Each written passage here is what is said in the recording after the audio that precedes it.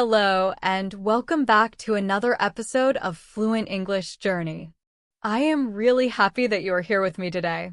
Let's take a moment and start this episode slowly, calmly, and honestly. There is something very special about the start of a new year. Even if your daily life feels exactly the same as before, there is a quiet feeling inside you that is different. When the calendar changes, something shifts. Your mind may feel quieter in some ways, yet your thoughts often feel louder. When you press play on an episode of Code Your English, I want you to imagine stepping into a calm, peaceful space. A place where you can breathe deeply, slow down, and really listen to yourself. A space where you can reconnect with parts of yourself that you often ignore or forget. That is the feeling I hope you carry as we begin. Today, we are going to talk about something personal, but also something very common. It is a topic that everyone experiences at some point. The idea is simple: don't waste another year. Now, this is not a scary warning. It is not meant to make you feel guilty. Instead, it is a gentle invitation. An invitation to look closely at your life, at how you grow, and at how quickly time passes, often without us noticing. When we think about wasting a year, we usually imagine something big. We imagine failing in a huge way, making a big mistake, or having a year where nothing happens at all. But life usually doesn't work like that. Most years are not wasted in dramatic or obvious ways. Instead, they are lost quietly, slowly, and almost invisibly. Years are often lost in small ways, small delays, small hesitations, habits that we never question. We put off important decisions. We ignore our inner voice because listening to it feels uncomfortable. We repeat old patterns of thinking because they feel safe, even when they no longer help us. Sometimes, we live on autopilot without even noticing it. Day after day, week after week, we tell ourselves, "I'll start soon. Maybe next week, maybe next month." And then suddenly, a whole year is gone. Not because of one big mistake, but because of many small, unnoticed moments. Before we continue, I want to ask you something, not as a test, not as a challenge, but as a quiet moment of reflection. Think about last year. What did it teach you about yourself? Not just what you achieved or what you failed to do, but what did you learn about your strengths? Your fears? Your emotions? Your ability to keep going when things were hard? How did you change inside? And just as importantly, what stayed the same? This question is not here to create pressure. It is here to create awareness. Awareness gives clarity, and clarity helps us move forward with purpose. As you listen to this episode, imagine it as a quiet conversation, a conversation between you and yourself. My voice is here to guide you, but the answers come from inside you. My goal is to help you think deeply, but also act practically. Be honest with your emotions, but also realistic about your choices.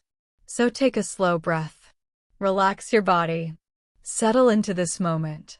Together, we will explore what it really means to not waste another year. We will talk about how you can shape the next 12 months with intention, courage, and self-respect. Now let's look at something important: the hidden cost of waiting. When we think about making changes in life, we often tell ourselves that we are waiting. Waiting for the right moment. Waiting for the perfect timing. Waiting for the day when everything finally feels ready. On the surface, waiting seems reasonable. It even sounds smart. After all, who doesn't want to start something new when they feel prepared and confident? That makes sense. But there is a quiet truth that many of us don't notice. Waiting for the right time can slowly turn into a habit. Not a logical habit, but a psychological one. It becomes our default way of living. Waiting feels safe. Waiting feels comfortable. Waiting does not ask us to be brave. And because it feels comfortable, we keep repeating it. Over time, this comfort can turn into a cage. From the outside, it might look harmless, but on the inside, it quietly limits us. Much of this habit comes from limiting beliefs. These are the small stories we tell ourselves again and again. We repeat them so often that we stop questioning them. Maybe you have said to yourself, "I'm not ready yet. I need more experience. What if I fail? What if people judge me?" These thoughts feel protective. They make us feel like we are avoiding pain, embarrassment, or disappointment. But in reality, these thoughts create a hidden cost. They create a kind of emotional weight that makes even small actions feel difficult. Our mind becomes busy worrying about problems that might never happen. And in doing this, it forgets something very important: our ability to learn, to grow, and to adapt. Fear quietly begins to control our decisions. Not in a loud or obvious way, but quietly. Many of the choices we make every day are influenced by fear, even when we don't realize it. If you stop and think, you may notice how this shows up in your life. Perhaps it is staying in a job that no longer excites you, not because you love it, but because looking for something new feels uncertain. Maybe it is avoiding a difficult conversation with someone you care about because you fear conflict or rejection. Or maybe it is a personal dream that you have postponed for years, a book you wanted to write, a skill you promised yourself you would learn, a course you wanted to take. Each time we delay, the emotional cost grows. The longer we wait, the heavier the idea becomes. It starts to feel bigger than it really is, as if our unrealized potential slowly piles up inside us. The most surprising part? We rarely notice this happening while it is happening. Waiting becomes automatic. We say things like, "Next month will be better. After the holidays.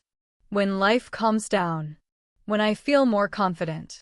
These sentences, "I'll wait until the right time," or "I'm not ready yet," might feel harmless. They seem safe. They even sound reasonable.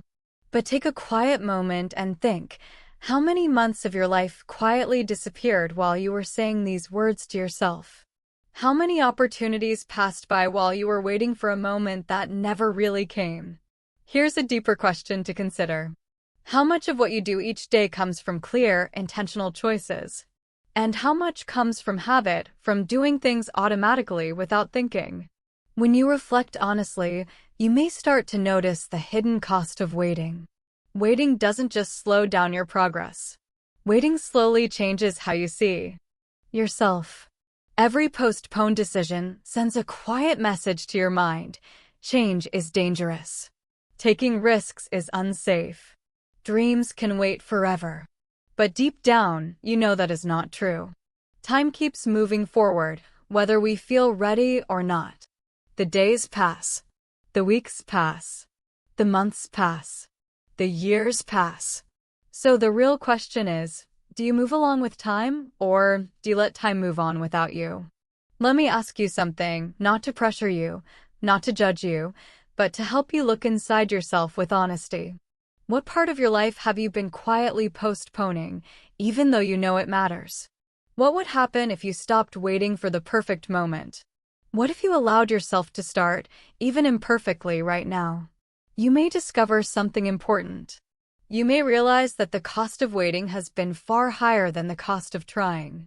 One of the strongest forces shaping our lives is something we rarely notice: our internal dialogue. This is the quiet voice in our minds that talks to us all day long. It comments on our choices. It explains our fears. It gives reasons to act or reasons not to act. This voice runs quietly in the background. So quietly, in fact, that we often don't even notice it. It feels familiar, so we accept it as truth. We rarely ask where it came from or whether it really helps us grow. In many ways, our mind is like a storyteller. Sometimes, the storyteller chooses safety over possibility.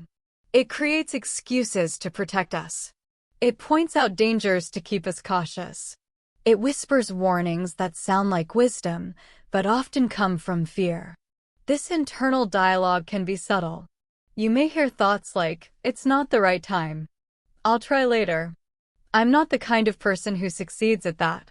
These sentences sound harmless and reasonable, But underneath them is something deeper, a desire to avoid failure, a fear of criticism, a wish to stay comfortable. The intention behind these thoughts is often protection, but the result is limitation. They limit your movement. They limit your creativity. They limit your willingness to try something new. This is a quiet form of self-sabotage disguised as careful thinking. Sometimes, your mind feels like a quiet room full of whispers. One whisper says, wait. Another says, people will judge you.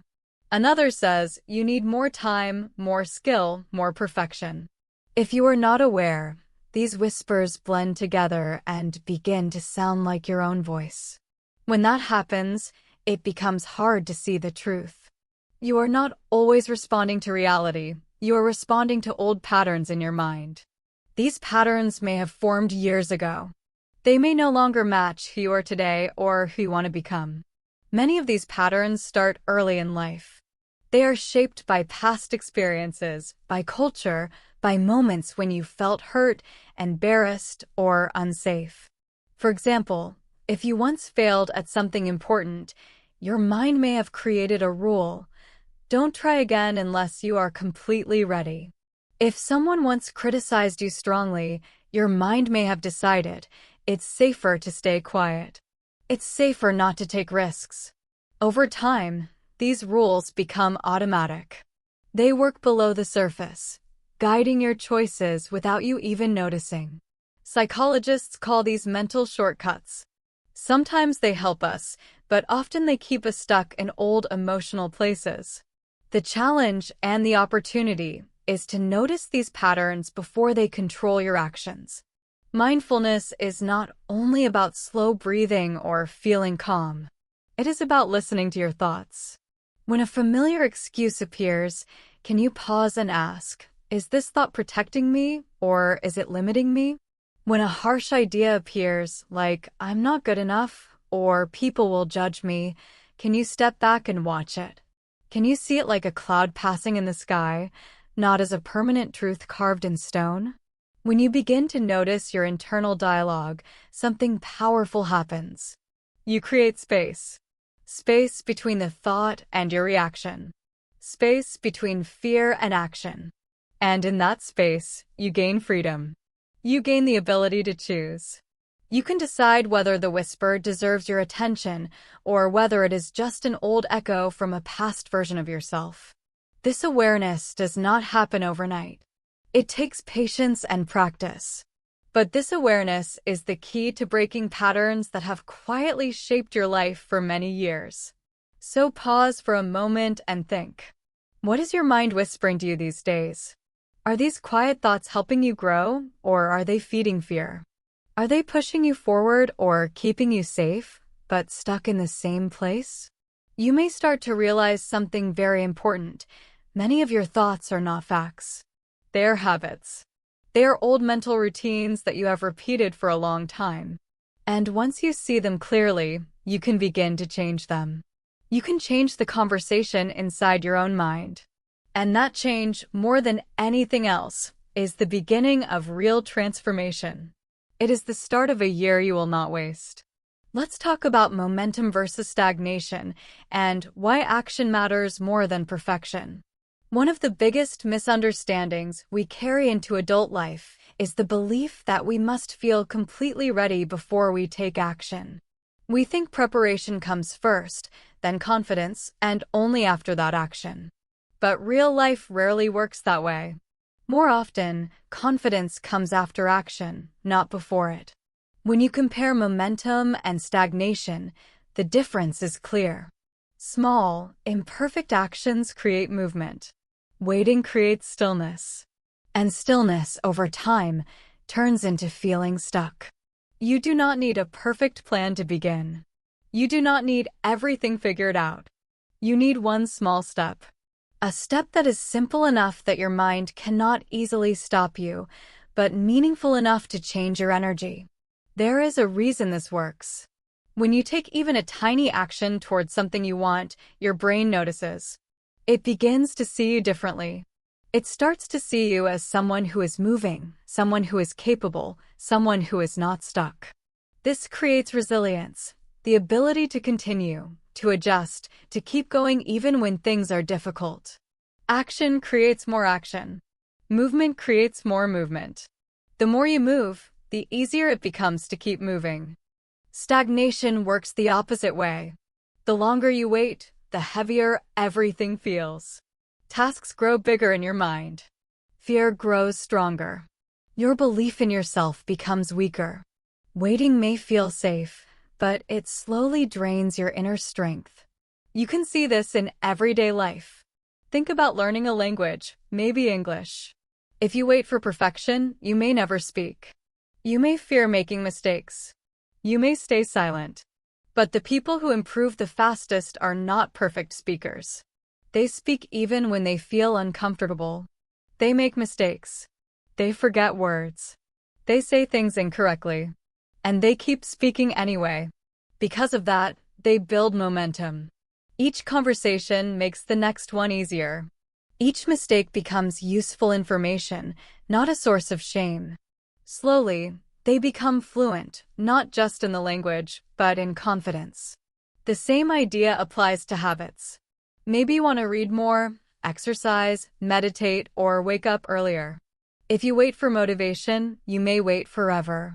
But if you choose a very small action, something simple, everything changes. Read 2 pages. Take a 5-minute walk. Meditate for 1 minute. These actions may seem tiny, but they break the mental barrier. They teach your brain one important lesson: I can move. Once a habit exists, even in a tiny form, it becomes easier to continue. Perfection is not required. Consistency is, and consistency always begins with a single step. This idea also applies to relationships. Sometimes relationships don't end because of big fights. They fade because of small silences. You wait to send a message. You wait to apologize. You wait to say what matters. Meanwhile, the distance grows. But one small action can change everything. One message. One honest sentence. One attempt to reconnect. It doesn't have to be perfect. It just has to be real. Action, even imperfect action, creates movement. It often heals more than spending hundreds of hours waiting to feel ready. Waiting for the perfect emotional state rarely helps. Action does. All these examples show something very simple and very powerful. Real change does not usually begin with big, dramatic decisions. It begins with small acts of courage. This courage is quiet. From the outside, no one may even notice it. But inside you, it creates a strong shift. It could be sending an email you've been avoiding, writing the first paragraph of a project, speaking English for 5 minutes with a friend, or stepping outside for a short walk. These actions may seem small, but they send a clear message to your mind: I am moving. And once your mind believes you are moving, everything begins to change. Your relationship with fear changes. Your relationship with effort changes. Your relationship with yourself changes. So ask yourself gently, are you waiting for perfection? Or are you willing to begin imperfectly? Are you waiting for courage to suddenly appear? Or are you ready to create courage through action? Momentum does not come from thinking. It does not come from planning. It does not come from dreaming. Momentum comes from doing. Even doing something very small. And that small action can be the spark that stops another year from quietly slipping away. Now, let's revisit priorities. What truly matters this year? At some point, we all need to pause. We need to look closely at the structure of our lives, not just our daily routines or long to-do lists, but the deeper structure. The structure that shapes who we are becoming. Revisiting priorities is part of this process. It requires honesty. It requires self-observation. And it requires courage, the courage to ask difficult questions and to listen to the answers without running away. When you think about the year ahead, ask yourself more than just, what do I want to achieve? Also ask, what truly matters to me? Think about your values, your relationships, your personal growth, your emotional well-being. Many of us live in constant tension between what is urgent and what is important. Urgent things are loud. They demand attention. They create pressure, emails, deadlines, obligations, daily routines. The things that feel urgent in life fill our days so completely that we rarely stop to ask ourselves, is this really worth so much of my time and energy? They're loud. They demand attention. They make us feel busy, productive, and important. Important things, on the other hand, are quiet. They do not shout. They wait patiently for us to notice them. Your health, your relationships, your personal growth, your creative dreams, these things do not demand immediate attention in the same way urgent tasks do. But when we ignore them for too long, something happens. We begin to feel empty. We feel disconnected. We feel unsatisfied. And no amount of urgent work, emails, deadlines, chores can fill that emptiness. This is one of the main ways a year quietly disappears. We give too much power to what is urgent and too little attention to what is important. To revisit your priorities, start with your values. These are the principles and ideas that feel meaningful to you, even if you don't talk about them every day. Ask yourself, what kind of person do I want to become? What qualities do I admire in others? Which parts of my life feel true to me? Which parts feel shaped by someone else's expectations? Sometimes, without realizing it, we chase goals that are not truly ours. We follow careers that our families approve of. We choose lifestyles that society praises. We copy habits we see online. And we do all of this without asking, does this really reflect who I am? When our goals are not connected to our values, something feels off. Even if we succeed, even if we achieve what we planned, we feel disconnected. That feeling is not failure, it is a signal. A signal inviting you to realign your life, to choose intentionally, and to shape a year that truly belongs to you. Now think about your goals for this year. Not the ones that sound impressive to others. Not the ones you think you should have. But the goals that truly matter to your heart. The goals that make you feel alive. The goals that help you feel grounded. The goals that give your life a sense of purpose. Maybe you want to improve your physical health, not to be perfect, but to feel stronger and more energetic. Maybe you want to build deeper friendships, learn a new skill, or save money so you feel more secure. Maybe you want to improve your English or find a career that feels meaningful instead of mechanical. These goals do not need to be dramatic. They only need to be honest. And honesty is often more powerful than ambition. Responsibilities matter too. Every adult carries responsibilities: family, work, money, community. These responsibilities are real and deserve respect. But they should not become excuses to forget yourself. There is a difference between doing what life asks of you and giving up your entire sense of self to meet expectations. When you revisit your priorities, you give yourself a chance to balance both. Responsibility and self-growth do not have to fight each other. They can exist together. As you think about the year ahead, ask yourself a few gentle questions. What would make this year feel meaningful, even if nothing extraordinary happened? Which habits or commitments drain my energy? Which ones nourish me? Am I spending most of my time reacting to life, or am I slowly designing the life I want? And perhaps the most important question of all, what is one thing I want to prioritize this year that I have been neglecting for too long? These questions are not meant to overwhelm you. They are meant to help you listen to the deeper part of your life, the part you often ignore when you are just surviving. When your priorities are unclear, your time is easily taken by things that do not truly matter. But when your priorities are intentional, even small choices begin to align with your values. That alignment, living from truth instead of habit, is what gives a year real meaning. Now let's talk about letting go. Moving forward is not only about adding new things to your life. It is also about letting go gently, thoughtfully, without judging yourself. Many of us carry emotional weight without realizing how heavy it has become.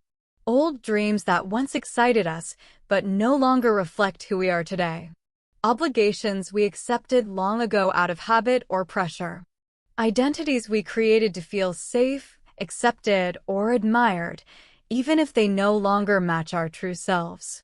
This emotional clutter takes up mental space, drains energy, and quietly blocks growth. Letting go does not mean quitting. It means releasing what no longer serves your growth. Psychologists call this psychological flexibility, the ability to adjust and adapt when life changes. Instead of holding tightly to old beliefs or emotional scripts, it means understanding something very important. You do not have to stay the same person you were last year, 5 years ago, or any time in the past. Psychological flexibility allows you to change your inner story. It allows you to say, I can think differently. I can act differently. I can choose differently. This is a quiet kind of courage. It may not look impressive from the outside, but inside it feels deeply freeing. Perfectionism often sounds like a good thing. After all, who doesn't want to do things well? But very often, perfectionism is not about excellence. It is about fear of criticism, fear of failure, fear of not being good enough. Perfectionism creates impossible standards and then punishes you for not reaching them. It slows progress. It blocks creativity. Letting go of perfectionism does not mean lowering your standards. It means allowing yourself to be human. It means making space for mistakes, for learning, for growth. When you stop demanding perfection, something important happens. You begin to move. Another powerful thing to let go of is self-blame for past mistakes. Many people carry regret quietly, like invisible stones in their pockets. They replay old failures, old decisions, old moments of shame, sometimes for years. But holding on to guilt does not fix the past. It only limits the present. Self-forgiveness is an act of kindness toward yourself. It is saying, I did the best I could with the understanding I had at that time. When you forgive yourself, you recover energy that you were using to judge and punish yourself. That energy can now be used for learning, growth, and change. Another important shift is how you see failure. Failure is not proof that you are weak or incapable. It is information. It shows you what worked, what didn't, and what needs to change. Every failure contains lessons, data, perspective.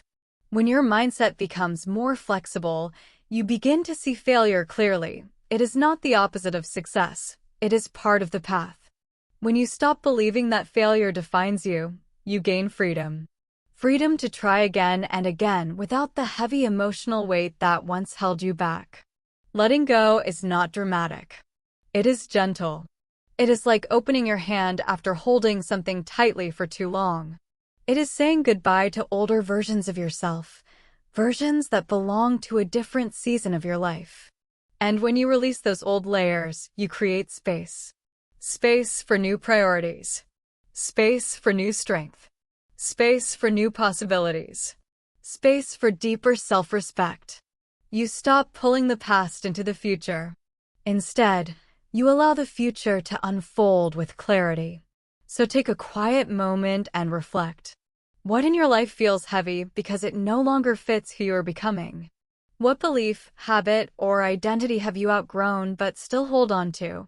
And if you loosened your grip just a little, how much lighter would you feel? Letting go is not losing. It is aligning. It is choosing to direct your energy toward what truly matters now. And in that release, you make room for a year that feels open, intentional, and emotionally free. Now let's talk about designing the next 12 months with intention. There is something deeply powerful about standing at the beginning of a new year. Pausing and asking yourself not, what should I do, but what do I want to create? This question shifts everything. It moves you from obligation to intention, from habit to choice, from survival to meaning. Life is unpredictable, and real growth must leave space for that. Designing with intention is about choosing a direction. It is about choosing an inner guide, something that helps you decide how to use your time, energy, and attention. When you live with intention, you are not forcing the year to follow your plans. You are choosing to show up with clarity and purpose, even when things change around you. Intentional planning begins with honesty, not fantasy, not wishful thinking. Ask yourself, where am I right now? How do I feel emotionally, anxious, calm, or somewhere in between? How stable am I financially? How satisfied am I with my work or studies? How connected do I feel to myself and others? Which patterns keep repeating in my life, and which patterns am I finally ready to stop? This kind of honesty is not about judging yourself. It is about seeing clearly. Intentional planning also requires compassion. You are not a machine. You are a human being. You cannot change everything overnight, and you don't need to. Real change happens slowly, through small, thoughtful choices made again and again. This is where choosing a theme for the year becomes powerful. Instead of setting many strict goals, you choose one guiding idea. A theme works like a compass. It helps you stay aligned even when daily life pulls you in different directions. For example, imagine choosing the theme connection. This means you approach the year intending to listen more carefully, communicate more honestly, and spend time with people who matter. Or imagine choosing discipline. This does not mean being harsh with yourself. It means learning to follow through, even when motivation is low. It means doing what matters, not what feels easy. A theme like courage might mean taking emotional risks, speaking honestly, applying for a job you've been avoiding, starting a project that scares you but excites you. These themes are not rules. They are invitations. They help you focus without trapping you in unrealistic expectations. When you design a meaningful year, it also helps to choose one important shift. Not 10 goals, not 20 habits, not a complete reinvention, just one shift, one change that feels realistic and meaningful. Maybe it is speaking English for 15 minutes every day. Maybe it is taking your health seriously for the first time in years. Maybe it is reconnecting with someone you've slowly drifted away from. Maybe it is finally listening to the creative part of you that has been quiet for too long. One shift may seem small, but when you follow it with intention, it can create a ripple effect. Small changes can change everything. Small actions create ripple effects, and those ripples can shape your entire year. As you think about the next 12 months, ask yourself a few gentle questions. What do I want to feel more of this year? What do I want to feel less of?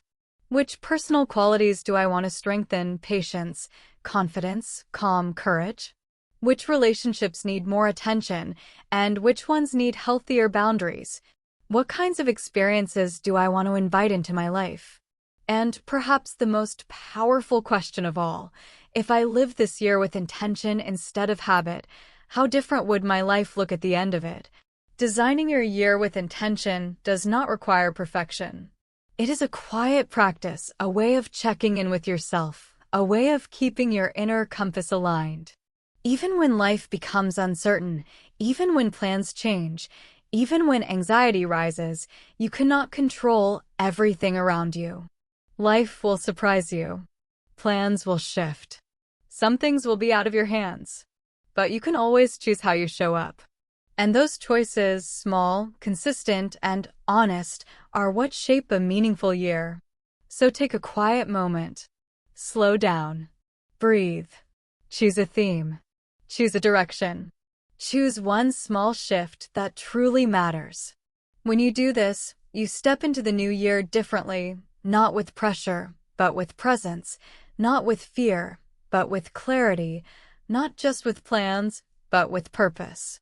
Now, let's look at your future self. When you think about your future self, it's easy to imagine someone far away, someone more confident, more organized, more finished. As if that version of you will appear by magic one day. But the truth is more empowering. Your future self is not separate from you. Your future self is created by the choices you make today. So wherever you are right now, pause for a moment. Let your body relax. Let your mind soften. Imagine yourself 1 year from today. Not 10 years, not a lifetime, just 12 months. Close enough to feel real, long enough to change everything. Imagine walking into a room. Your future self is there. Notice the details, their posture, their energy, the way they carry themselves. Do they seem lighter, clearer, more grounded? Or do they feel heavy, tired, still carrying the same worries you feel today? Let your imagination answer gently, without judgment. Focus on the version of your future self who has changed. This version did not transform because of luck. There was no dramatic moment, no sudden miracle. They changed because of small decisions, daily choices, quiet discipline, and honest reflection. They chose courage on days when comfort felt easier. They paused instead of panicking. They realigned instead of giving up. And when you look into their eyes, you notice something, a calm confidence, a quiet trust in themselves. This is the look of someone who stopped negotiating with their own potential. They know what matters and protect it. They speak with clarity, not because life is perfect, but because they stopped waiting for perfect conditions to begin. Stay with this image for a moment. Let it feel real. Because it is real. This future self is possible because you are possible. Now gently shift your attention to the other version, the future you who did not change. Not because they were lazy, not because they were weak, but because of habit, because of fear, because they believed there would always be a better time to start later. Picture them sitting across from you. Maybe they look a little older, but not very different. The same unfinished conversations. The same avoided risks. The same dreams still glowing quietly in the background, untouched. This version is not a failure. They are not something to criticize. They are simply the natural result of inaction. They show what happens when a year passes without intention, without reflection, without the courage to interrupt old patterns. This version deserves compassion because many people end up here when they underestimate the power of small daily actions. Now bring both versions into focus. See them clearly, side by side. Ask yourself gently, which one feels closer to who I want to be? Which one reflects my deeper values, the ones I don't always say out loud, but feel strongly when I'm alone? This exercise is not meant to pressure you. It is meant to awaken something important, your sense of agency. Your reminder that your future is not distant or abstract. It is being shaped quietly by how you show up today, tomorrow, and the day after. Every choice, even the smallest one, is a vote for the person you are becoming. Lean into this awareness with courage. Your future self is not waiting for a miracle. They are waiting for your participation. They are waiting for you to notice when avoidance pretends to be logic. When hesitation disguises itself as being realistic. They are waiting for you to move, even when movement feels imperfect. And in that realization, there is strength, a quiet, steady strength. Because responsibility is not a burden. It is a deeply human privilege. You have the ability to influence your life. You have the power to interrupt stagnation. You have the right to become who you know you can be. So take one more deep breath. Let the image of your future self settle inside you. Whether that image feels hopeful, unclear, or slightly uncomfortable, treat it as an invitation, a gentle call toward intentional living, toward courage, toward presence. Which version of you will be there to receive the next year? As we come to the end of this episode, take a slow moment to pause. Let everything settle. Imagine a glass of water that has been shaken. Watch it slowly become still. Let your thoughts settle in the same way. Let your body, your mind, and your intentions find clarity. And when you are ready, step into the next year with awareness, with purpose, and with the quiet courage that comes from knowing every small choice matters. At first, the surface of your mind may feel restless. Thoughts jump around, worries whisper, and plans seem tangled. But if you wait quietly, if you simply allow yourself to be present, your mind will settle. Slowly, A sense of stillness begins to appear. Over the last few minutes, you have explored ideas meant to gently shift the way you live. We talked about how waiting can quietly shape our days, how our inner voice influences the choices we make, and how imperfect action, even when uncomfortable, is what creates real momentum. We looked at priorities, letting go of what no longer serves you, and designing the next 12 months with clarity instead of pressure. And finally, you met your future self. You saw what could be possible, and you also noticed what might remain the same if nothing changes. These ideas are not meant to overwhelm you. They are here to ground you. They are reminders that life begins to expand the moment you take responsibility for your direction. Before you return to your day, choose one intentional action you can take this week. Just one. It does not need to be big or impressive. It could be making a phone call you've been avoiding, opening a document and writing the first paragraph, practicing English speaking for 10 minutes, setting a boundary you've delayed, or taking one small step toward your health or well-being. What matters is not the size of the action. What matters is the energy behind it, the energy of choosing movement over drifting, alignment instead of inertia. When you make even one conscious choice, you send a message to yourself. Change is not something far away. Change is something I participate in. That small act builds confidence. It builds self-trust. It creates forward motion. If you ever feel lost or disconnected, return to this episode. Listen again. As a C1 learner, repeated listening helps you absorb more than ideas. It helps you feel the rhythm of English, the pauses, the tone, the natural flow. Try shadowing parts of the episode. Repeat sentences out loud. Pause and imitate the speaker's voice. Notice the stress and intonation. Growth does not happen through passive listening. It happens through deliberate practice. Use this episode not only as inspiration, but as a tool, something steady you can return to whenever you need clarity or grounding. Remember this: personal growth is not loud. It is not a performance. It is not a race. Growth is a quiet, ongoing conversation with yourself. It is the willingness to reflect, adjust, redirect, and try again when things feel messy or uncertain. You do not need to plan the entire year ahead.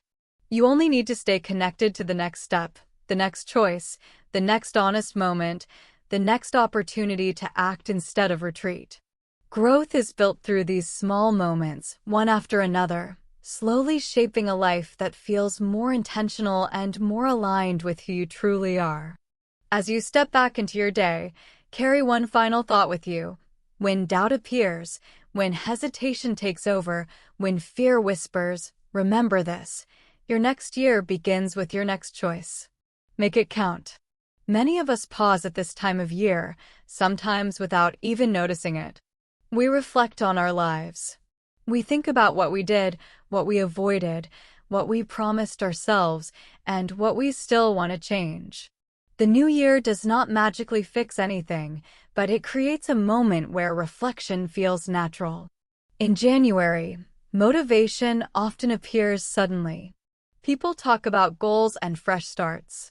Gyms become crowded. New notebooks sit clean and empty.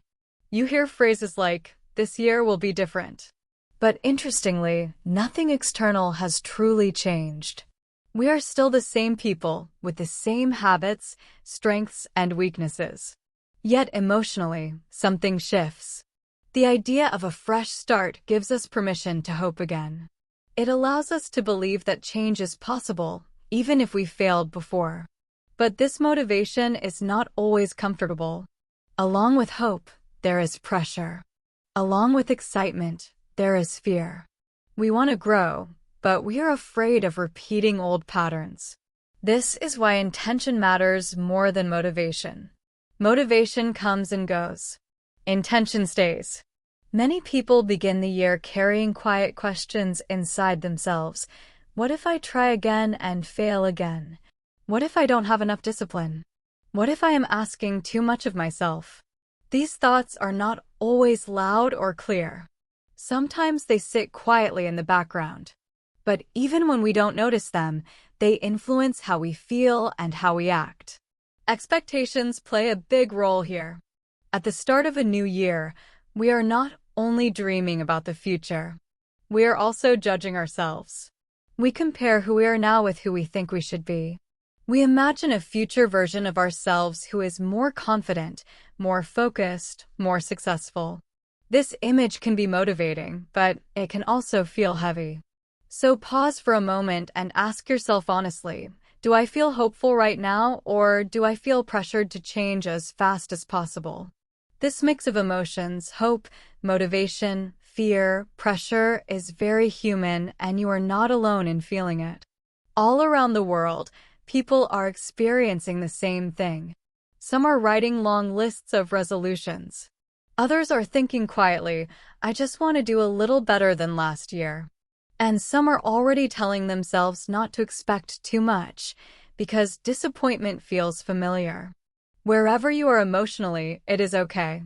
You do not need to have everything figured out today. Instead, stay with the feeling of a new beginning. Notice what you are thinking about. Notice what you are hoping for. And ask yourself one gentle question: what does a new beginning really mean for me right now in my real life? This is why people make New Year resolutions and why they matter. They're not about perfection. They're not about external pressure or dramatic change. They're invitations. Invitations to pause, reflect, choose, and move intentionally. Making a resolution is deeper than simply writing a list of goals. At its heart, a resolution is not about changing everything at once. It is a response to a feeling. Often, that feeling is the quiet awareness that something in our life is not moving in the direction we want. We may feel stuck, bored, or disconnected from our potential. When we notice this, we start looking for change. Not random change, but meaningful change. Change that gives us a sense of growth, progress, and forward movement. One important reason people make resolutions is the desire for control. Life can feel unpredictable and chaotic. Many things happen without our choice. But when you set a resolution, you are choosing something. You're saying, this part of my life is in my hands. That feeling of control can be deeply comforting. It gives direction to your energy. It gives purpose to your actions. Even a small goal can make you feel less passive. You stop merely reacting to life and start shaping it. Another reason resolutions are common is cultural. In many societies, the new year represents a reset. One chapter ends, another begins. Media, social networks, and conversations with friends and family all reinforce this idea. We see messages about fresh starts everywhere. Over time, this becomes part of how we think. When everyone around us talks about change, it becomes easier to believe that change is possible. The idea of a fresh start is powerful because it helps us separate the past from the future. Psychologically, this separation reduces guilt. Instead of saying, I always fail, we can say, that was last year. The past doesn't disappear, but it feels lighter. And when the past feels lighter, taking action feels easier. Resolutions also matter because they give meaning to effort.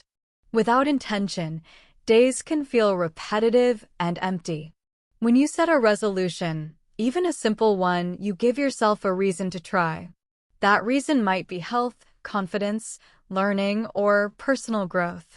Over time, these intentions shape who you become. You don't just do things. You become someone who values growth, awareness, and responsibility. At the same time, it's important to remember something crucial. Resolutions are not about perfection. They're about direction. You may not reach every goal exactly as planned. That's normal. But having a direction still matters. It influences the choices you make, the habits you build, and the way you speak to yourself. Without direction, effort can feel pointless. With direction, even slow progress feels meaningful. So, when you think about your own resolutions, don't see them as strict promises you must keep perfectly. See them as signals. They show you what matters to you right now. They reflect your values, your hopes, and your desire to live more intentionally. And that, by itself, is more meaningful than any checklist could ever be. Now, let's look honestly at something many people avoid. Why do most New Year resolutions fail? This is not about blaming yourself or feeling disappointed. It's about understanding reality. Understanding removes shame. When we think failure means weakness, we attack ourselves. But when we understand why something doesn't work, we gain clarity. And clarity gives us power. One common reason resolutions fail is that they are unrealistic. At the beginning of the year, motivation is high. Energy feels strong. We imagine a perfect version of ourselves. Because of this, many people set goals that sound impressive but ignore the realities of daily life. For example, someone might decide to exercise every day, completely change their diet, wake up very early, learn a new skill, and become more productive all at once. These goals are not impossible, but they require a level of time, energy, and discipline that most people cannot maintain for long. When real life appears, work, stress, tiredness, motivation drops. Then the first setback feels like personal failure. Another major reason resolutions fail is all-or-nothing thinking. This mindset says, if I can't do it perfectly, there's no point doing it at all. So missing one workout becomes a reason to stop exercising completely. Eating one unhealthy meal becomes a reason to quit the diet for the whole week. This kind of thinking creates heavy pressure, and pressure often leads to burnout. Instead of seeing progress as flexible, people treat it like a test. One mistake feels like failing the entire exam. But real change does not work like that. Real progress is usually slow, uneven, imperfect, sometimes uncomfortable. All-or-nothing thinking leaves no space for mistakes.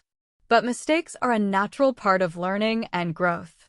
Many people feel disappointed, not because they truly failed, but because their expectations were unrealistic from the start. Another common belief is, my resolution failed because I lost motivation. But this is often not true. Motivation is usually strong at the beginning. The real problem is the lack of systems. A system is the structure that supports your goal. It includes your routines, your environment, and the small steps that make progress predictable and manageable. Without a system, even strong motivation can disappear. With a system, even modest motivation becomes enough to keep moving forward. Without a system, motivation has to work alone. And motivation is emotional. It changes with mood, stress, and energy. A system, on the other hand, keeps working even when motivation is low. For example, someone wants to improve their English. In January, they feel excited. They listen to podcasts, practice speaking, and imagine rapid progress. But without a system, no fixed time, no clear routine, no simple structure, practice becomes irregular. Life gets busy, pressure grows, and slowly, the habit disappears. The desire is still there, but the support is missing. Then the person feels guilty and says, I failed. In truth, they were never properly supported. Another important factor is emotional burnout. When people push themselves too hard, especially at the start, they often use energy faster than they can recover it. They expect results to appear quickly. When results do not come, frustration grows. Over time, effort begins to feel heavy rather than meaningful. Burnout is not laziness. It is a sign of caring too much without enough balance. It is very important to say this clearly. Failing a resolution does not mean failing as a person. It means the approach needs adjustment. Setbacks are part of every growth process. They are information, not judgment. They show us what is too much, what is not working, what needs to change. When we stop seeing broken resolutions as proof of weakness, we create space for learning. We move from self-criticism to self-awareness. And when that shift happens, Resolutions stop being pressure. They become tools for understanding ourselves better. That is where real progress begins, not with perfection, but with honesty, patience, and compassion. Perfectionism often tells us to wait. It says, prepare more, learn a little more, improve a little more before you begin. And because this voice sounds reasonable, we listen. Sometimes, we do not notice how much it holds us back. Perfectionism usually starts from a good place. High standards, a real desire to do well. Wanting to do your best is not the problem. The problem begins when perfection becomes a condition for starting. When people believe they must feel confident, skilled, and ready before acting, action stops. They tell themselves, if I can't do this properly, it's better not to do it at all. Because of this belief, goals get delayed, sometimes for weeks, months, or even years. Many people have delayed important goals because they were afraid of doing them badly, even if they never admit it. Fear of failure plays a big role here. Failure does not just mean making mistakes. It often feels like showing our weaknesses to ourselves or others. When we try something new, we risk discovering we are not as capable as we hoped. That realization can feel uncomfortable. So avoiding action feels safer. If we do not start, we can still imagine success. Once we begin, imagination is replaced by reality, and reality is not always comfortable. Self-doubt strengthens this fear. It shows up as quiet, persistent questions. What if I'm not good enough? What if others are better than me? What if I prove my own negative thoughts right? These questions are powerful because they feel personal and logical at the same time. They do not shout, they whisper, slowly reducing confidence. If self-doubt is not questioned, it becomes a habit of hesitation. Another common trap is waiting for the perfect moment.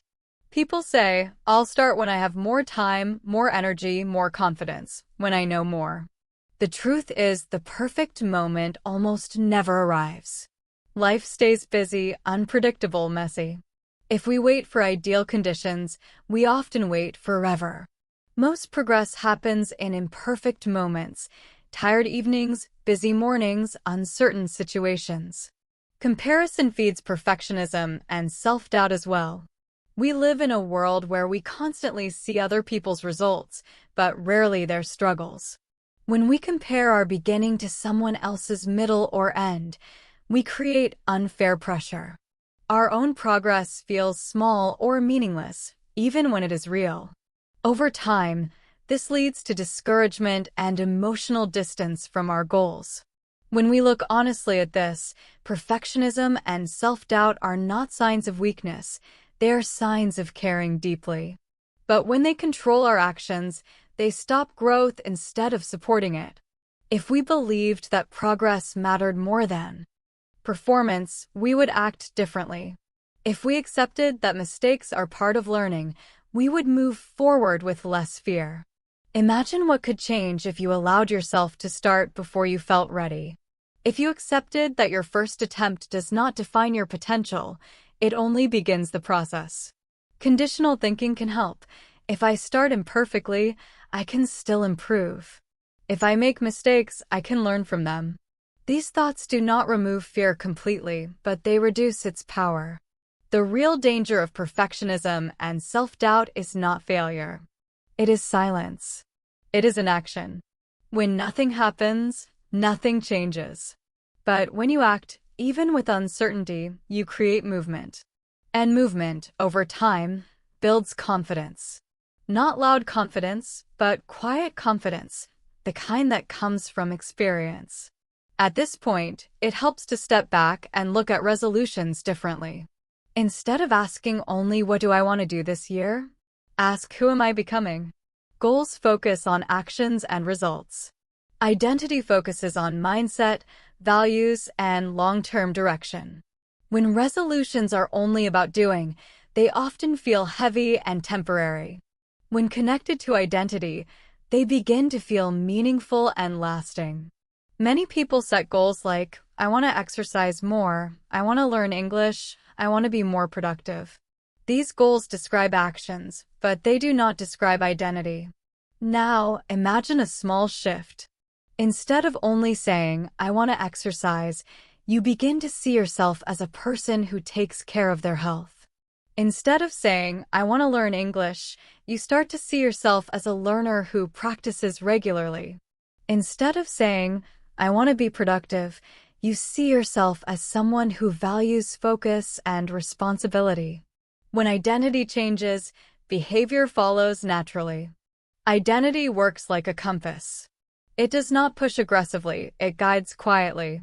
It shows direction, and action follows without constant self-punishment or pressure. Identity quietly guides your choices over time.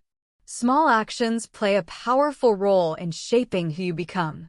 Every time you repeat a behavior, you send a message to yourself about the person you are. If you read a few pages every night, you strengthen the identity of a reader. If you practice English for 10 minutes a day, you reinforce the identity of a language learner. If you go for short walks regularly, you support the identity of someone who cares about their health. These actions may feel small, but they are like votes. One vote alone may not seem important, but over time, many votes accumulate. They build belief, and slowly, that identity begins to feel natural.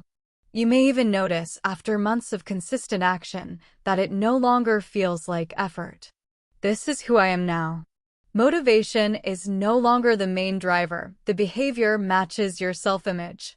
This is why identity-based change often lasts longer than goal-based change. Goals usually have an ending. Once a goal ends, motivation often disappears. But when identity shifts, behavior continues. You don't stop because it feels right to continue. Long-term thinking is essential here. When people focus only on fast results, they often feel impatient and disappointed. Identity grows slowly. It is shaped by repetition, not dramatic moments. Your past experiences matter. You have tried, learned, failed, and continued. These experiences build confidence. They build resilience. You are not starting from zero each year. You are continuing a story that is already in progress. There is also freedom in focusing on identity rather than outcomes. If a resolution is only about success, failure feels heavy and final. But if it is about becoming a certain kind of person, setbacks lose their power. A person who values growth does not stop growing because of a bad week. A person who sees themselves as a learner does not quit because something feels difficult. Identity creates patience. It allows space for mistakes. It allows space for learning. Think of identity as a path, not a destination. You do not wake up one day as a completely new person. You move in that direction, step by step. Some days you walk confidently. Other days you move slowly. Sometimes you stop to rest. What matters is the direction, not the speed. When resolutions connect to identity, they stop feeling like pressure and start feeling like alignment. As you think about this year, ask yourself one gentle question. What kind of person do I want to practice being today? Not perfectly, not completely, just honestly. The most powerful resolutions are not the ones announced loudly. They are the ones you live quietly, one small action at a time. Real change usually begins in these small, consistent actions, not with dramatic decisions or intense effort, but with simple behaviors repeated over time. Many people believe transformation requires high motivation and big energy. In reality, motivation rises and falls. Energy changes. Mood changes. Consistency, however, can remain. And when consistency stays, progress follows, even when it feels slow. One of the biggest misunderstandings about change is the idea that doing more is always better. In fact, doing something regularly is usually far more effective than doing a lot once in a while. Intense, short bursts of effort often lead to exhaustion and disappointment. You push hard, feel tired, then stop. But small, repeated effort becomes sustainable. It fits into real life. Think in terms of daily actions, not perfect results. Show up even when energy is low, especially when energy is low. Learning English is a clear example. Fluency does not come from studying for 5 hours one day and then stopping for 2 weeks. Progress happens when you listen a little every day, speak a little every day, review words again and again. Even 10 or 15 minutes daily makes a real difference. If it happens consistently, don't wait for long free time. Use short moments, a walk in the morning, a pause before sleep.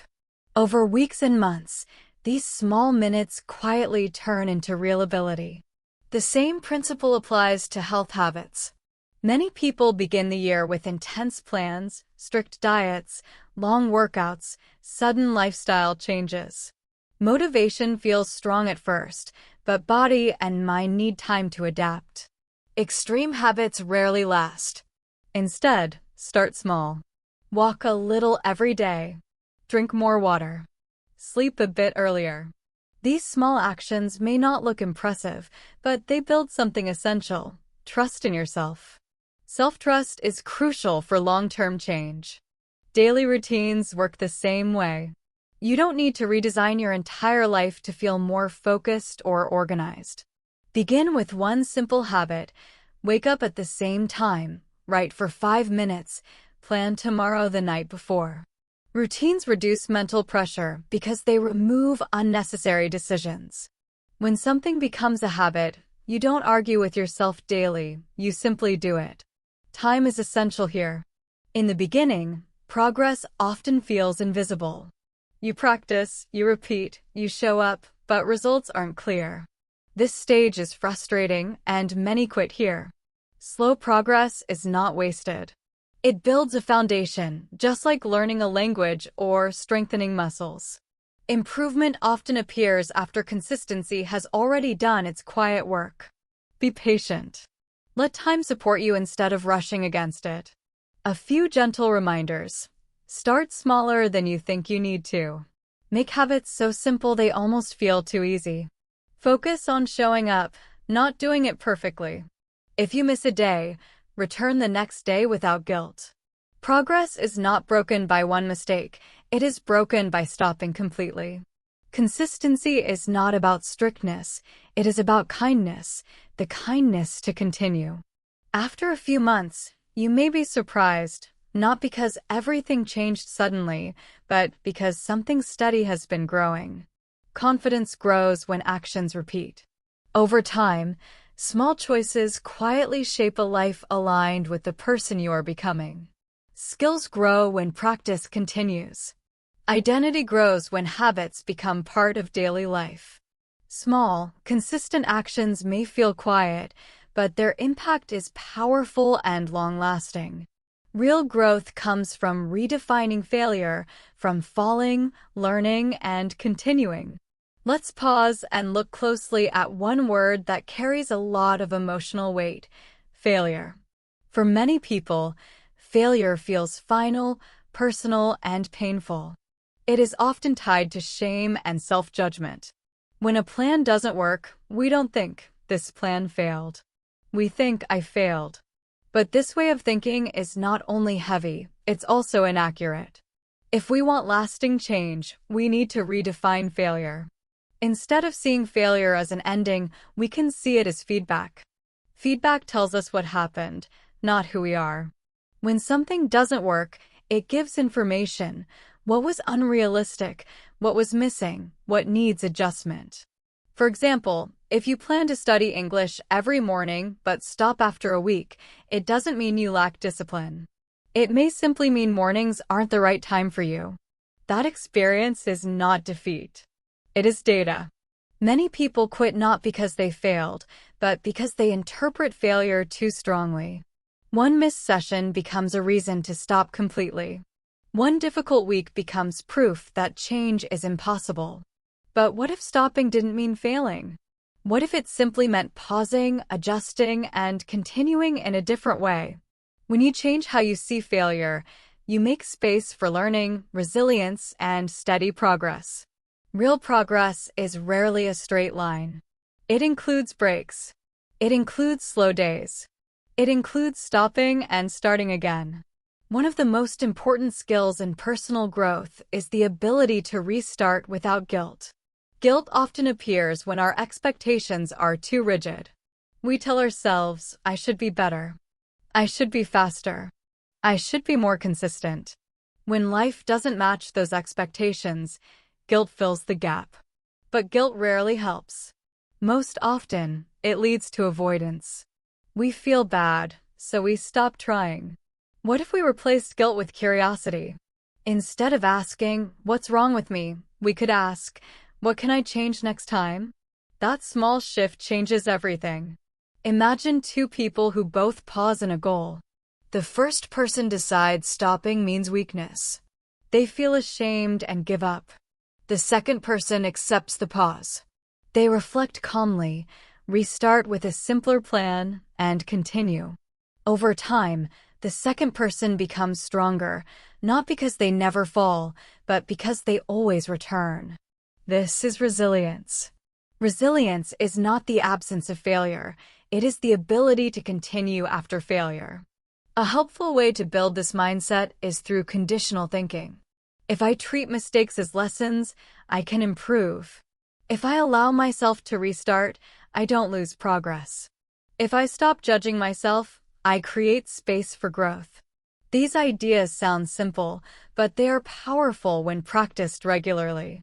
They turn setbacks into stepping stones. Many successful people have failed more times than we realize. The difference is not talent or luck, it is response. They fall. They learn. They continue. Effort does not disappear because of a mistake. Experience remains. Learning remains. Confidence, even if shaken, can return stronger. So next time something doesn't go as planned, pause before judging yourself. Take a breath. Ask, what is this experience teaching me? Remember, stopping is not the opposite of success. Quitting is, and even quitting can sometimes be temporary. Real progress belongs to those who keep coming back, not perfectly, not quickly, but honestly and patiently. A gentle challenge for the new year. Now, here's a gentle challenge, not a strict rule, not a long list of promises, and certainly not something that adds pressure. This challenge is simple, flexible, and personal. It is designed to support you, not test you. You don't need to prove anything to anyone. You are invited to choose one small commitment that feels honest and possible for you. When people hear challenge, they often imagine something intense or demanding. But real change doesn't require extremes. In fact, extremes can push us away from consistency. You don't have to change everything. You don't have to become a completely new person. You can begin exactly where you are, with what you have, in the life you're already living. This challenge is about choosing one small action that matters to you and repeating it gently. It could be listening to English for 10 minutes a day, writing a few sentences in a journal, going for a short walk, stretching in the morning, turning off your phone earlier at night. The key is not intensity. The key is consistency, kindness, and honest participation. Small actions repeated quietly build your confidence, strengthen your identity, and shape the year ahead. The action itself is not the most important thing. The intention behind it is. Choose something that supports the person you want to become, not the person you think you should be. Remind yourself, this is not a contract. It is a conversation with yourself. You may miss a day. That's okay. You don't need to restart the entire year because of one pause. Progress does not disappear because of a break. It continues as soon as you return. Personal responsibility does not mean pressure.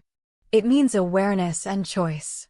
You are responsible for your actions, but you do not need to punish yourself to improve. You can encourage yourself instead. Ask, what would help me continue today, rather than, why am I not doing enough? This subtle change in language shifts how growth feels. It becomes supportive, not heavy. You may notice resistance. That is normal. Resistance does not mean you are on the wrong path. Often it signals that you are touching something important. When resistance appears, don't fight it aggressively. Notice it, adjust if needed, and keep going. If a habit feels too hard, make it smaller. If your energy is low, reduce the effort, but keep the intention. This is how progress stays alive. This year does not need perfect plans or strong motivation. It needs honesty, patience, and small actions that you can return to again and again. You may not see big results right away. That is normal. But something will change. You will feel more connected to your goals. You will feel more capable. And most importantly, you will begin to trust yourself more. So here is the gentle challenge. Choose one small commitment that you can keep on most days, not every day, just most days. Let it grow naturally.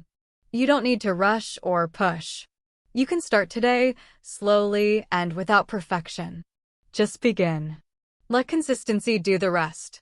New Year's resolutions often sound loud at the beginning of January. They're full of big promises and strong words.